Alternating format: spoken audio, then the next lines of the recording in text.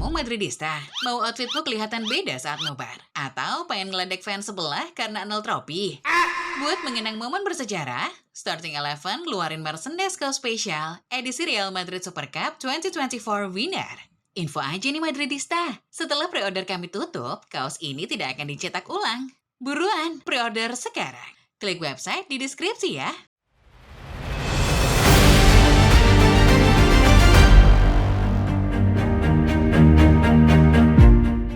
Liga Champions Eropa musim 2024-2025 baru saja menyelesaikan fase undiannya. Musim ini akan jadi awal perkenalan format baru. Tantangan berat menanti klub-klub kecil dan debutan karena harus langsung bertemu klub-klub raksasa. Sementara itu, banyak klub besar justru mendapat jatah lawan yang relatif mudah. Format baru Liga Champions awalnya sempat memancing polemik, mulai dari keterlibatan komputer dalam pengundian hingga penambahan jumlah peserta. Meski begitu, hasil drawing Liga Champions 2024-2025 tetap menyajikan banyak laga seru. Lalu, seperti apa hasil drawing Liga Champions 2024-2025? Sebelum menyimak videonya, jangan lupa tekan subscribe dan nyalakan notifikasinya supaya tidak ketinggalan setiap info menarik dan terupdate dunia sepak bola dari channel Starting Eleven Moment.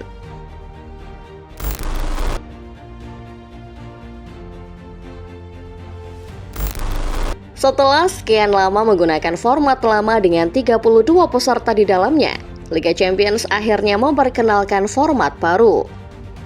UEFA secara resmi memperkenalkan format baru ini sekitar awal tahun 2024. Satu yang paling mencolok adalah keterlibatan 36 peserta alias penambahan jumlah tim yang akan bermain di dalam kompetisi ini. Sekilas tentang format baru yang diusung, UEFA secara sah menghapus format babak grup. Babak penyisihan ini digantikan dengan format liga di mana 36 peserta akan beradu jumlah poin sebagaimana sebuah kompetisi liga. 8 tim teratas akan langsung lolos ke babak 16 besar. Sementara 8 tiket tersisa akan diperebutkan tim peringkat 9 sampai 24.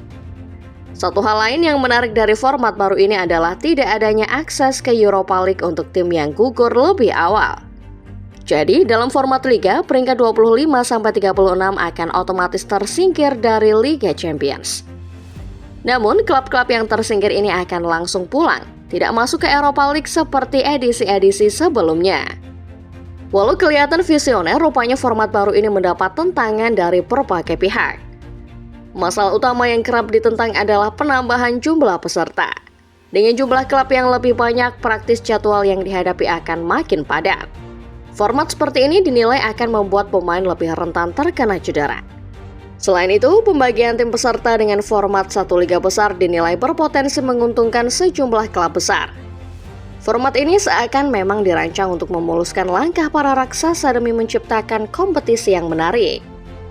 Sebaliknya, klub-klub kecil justru dihadapkan pada situasi sulit, yakni bertemu tim-tim raksasa dari awal.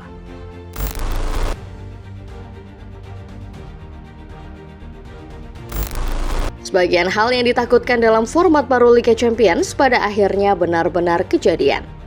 Klub-klub kecil harus berjibaku dengan lawan-lawan berat di fase liga. Sementara sejumlah klub besar dihadapkan pada situasi yang lebih menguntungkan. Lawan-lawan yang mereka dapat relatif lebih mudah dibanding klub-klub kecil. Manchester City selalu saja mendapat sorotan karena nasib beruntung mereka setiap kali undian Liga Champions digelar. Musim ini Dewi Fortuna masih menaungi anak asuh Pep Guardiola. The Citizen mendapat jatah lawan mudah. Untuk laga kandang mereka akan menghadapi Inter, Club Brugge, Feyenoord, dan Sparta Praha. Sementara untuk laga away, lawan yang akan dihadapi adalah PSG, Juventus, Sporting CP, dan Slovan Bratislava. Bergeser ke klub Spanyol Barcelona, lawan yang akan mereka hadapi juga tak kalah mudah. Duo Jerman, Bayern, dan Dortmund menjadi lawan terberat yang akan dihadapi pasukan Hansi Flick. Sisanya, Barca akan berhadapan dengan Atalanta, Benfica, Young Boys, Crvena Zvezda, Brest, dan AS Monaco. Sementara itu, klub-klub kecil harus ketiban apes karena harus langsung berhadapan dengan banyak raksasa. Ambil contoh Girona yang merupakan tim debutan. Klub asal Spanyol ini harus langsung berhadapan dengan Liverpool, PSG, Arsenal, Milan, Feyenoord, dan PSV di babak Liga. Slovan Bratislava dan Sturm Graz menjadi lawan termudah yang akan mereka hadapi. Stuttgart yang baru saja kembali ke Liga Champions setelah absen sekitar 14 tahun lamanya juga mendapat nasib sial. PSG, Real Madrid, Atalanta, dan Juventus agaknya akan jadi ujian mental buat tim besutan Sebastian Hoeneß. Sisanya ada Young Boys, Crvena Zvezda, Sparta Praha, dan Slovan Bratislava sebagai lawan berikutnya.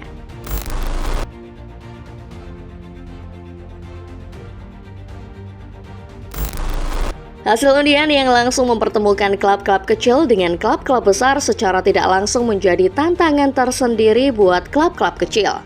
Klub-klub ini tentu saja harus melakukan persiapan ekstra untuk Liga Champions musim ini. Padahal beberapa dari mereka adalah debutan yang sama sekali belum punya pengalaman mentas di UCL.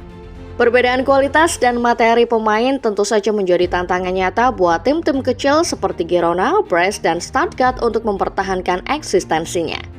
Satu-satunya andalan mereka tentu adalah taktik dari para pelatih. Tinggal sepintar-pintarnya juru taktik meramu strategi untuk menaklukkan tim-tim besar tersebut. Sementara itu, tim-tim besar yang mendapat lawan relatif mudah bukan tanpa masalah. Sejak awal, problem yang mereka hadapi adalah soal kebugaran. Penambahan jumlah peserta praktis membuat jadwal makin padat. Tentu saja, hal ini membuat para pemain rentan terkena cedera yang berimbas pada performa klub selama musim kompetisi bergulir. Klub-klub seperti Manchester City, Real Madrid, Barcelona, dan Bayern Munchen pasti punya banyak kompetisi untuk diikuti. Sekarang, tinggal bagaimana sepintar-pintarnya manajer mengatur komposisi skuad untuk setiap kompetisi. Salah langkah sedikit saja, bukan tak mungkin klub-klub ini akan terjebak dalam badai cedera yang sangat berpengaruh pada performa tim.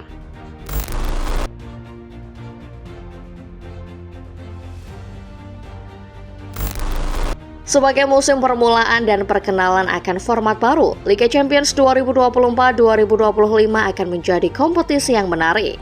Musim permulaan ini akan jadi jawaban, apakah format baru ini adalah sebuah ide visioner, atau malah sebuah ide yang menghancurkan pamor UCL itu sendiri sebagai kompetisi kasta paling atas antar klub benua biru. Dari sisi positif, tentu saja format ini menawarkan hiburan ekstra buat para pecinta sepak bola. Penambahan jumlah peserta berarti membuat jumlah laga yang bisa dinikmati menjadi lebih banyak. Selain itu, format liga yang dipakai sebagai pengganti format grup akan membuat kompetisi makin menarik karena akan ada lebih banyak laga yang mempertemukan klub-klub raksasa. Format baru ini tentu saja akan makin menguji para manajer dalam mempersiapkan komposisi terbaiknya. Makin padatnya jadwal membuat manajer harus pintar-pintar melakukan rotasi demi menjaga kebugaran skuadnya selama satu musim. Dalam hal ini, tim dengan kedalaman skuad dan manajemen skuad yang paling baguslah yang akan menang. Namun dari sisi negatifnya, format baru UCL tentu membuat para pemain terancam mengalami masalah kebugaran. Kelelahan, cedera, hingga sejumlah masalah kebugaran lainnya menjadi ancaman nyata buat para aktor lapangan hijau. Sejumlah masalah ini praktis akan mempengaruhi performa mereka di atas lapangan. Dampak negatif lainnya yang begitu terasa adalah makin sulitnya klub-klub kecil berkompetisi di Liga Champions. Perkenalan format baru membuat klub-klub kecil rawan rontok di fase-fase awal. Dampak lebih besarnya, kemungkinan Liga Champions melahirkan juara baru tampaknya akan semakin menipis. Terlepas dari banyaknya polemik soal Liga Champions format baru, kompetisi paling elit antar klub Eropa ini tetap menarik dinanti. Fase Liga akan dimulai pertengahan September mendatang. Lalu, adakah laga yang membuat football lovers antusias menunggu kick-off pembuka UCL musim ini? Tulis jawabanmu di kolom komentar ya!